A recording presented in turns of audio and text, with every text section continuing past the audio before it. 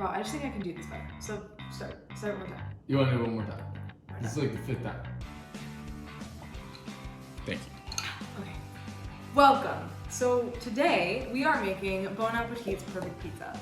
Are we gonna call it perfect pizza? Well, yeah, it's not our recipe. It's been on their website for I think 2 years now.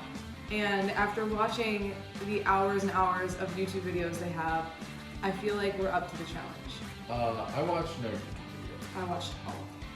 I don't own a kitchen scale, nor do I own a stand mixer. So we are gonna be doing this all by hand today. It's 2.25 cups of 2.25 cups of white flour to 2 cups of our freshly milled flour.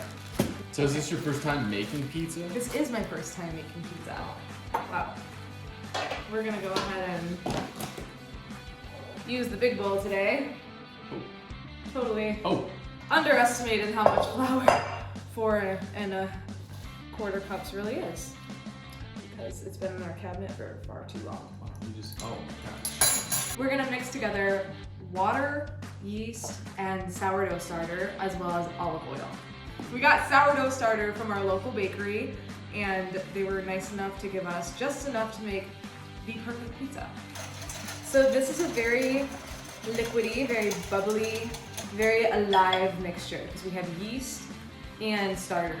Nick is very afraid of kombucha because he doesn't understand what a SCOBY is, and I tried to tell him that nobody does, but. So almost like you're making pasta, I'm just gonna slowly combine our liquid with our flour and incorporate the flour as I go.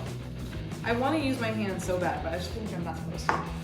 But for now, I'm just kind of like smearing and beating and working. Folding and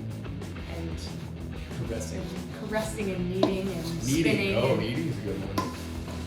Much easier. This is where we're at right now.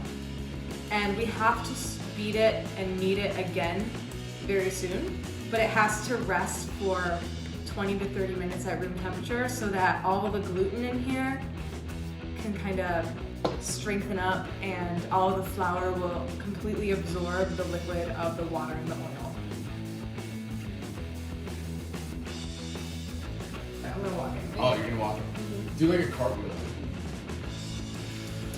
Nice. So, this is ready to uncover. It's been sitting for about a half an hour, and I think you can do a better walk-in. It's the camera.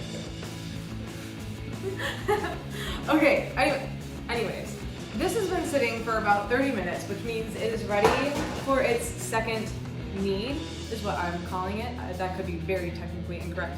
Maybe Bon Appetit will send us a free stand mixer, because they see me suffer this way. I think this is probably the 8th time you said stand mixer. Stand mixer. You've been saying stand mixer this whole time? Do I not pronounce my T's? For all my fans out there who have never worked with dough before, I feel like there's gonna be a few of you. She's making it sound way more complicated than it is.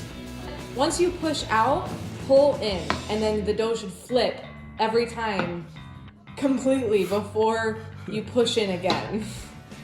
Not like that, no. Once your dough is where we're at right now, a very cohesive ball that allows you to pinch it without forming a hole, seems very stretchy. We just want a stretchy feeling dough, which is exactly what we've achieved. We have to let it sit for 3 more hours, and then we're gonna portion it out into pizza-sized balls of dough and cover it and put it in our fridge for 24 hours so that we can let all of that protein develop completely and the dough will rest and become very, very pliable. Wow. This is a process. It's a process, it's a science. This is a science.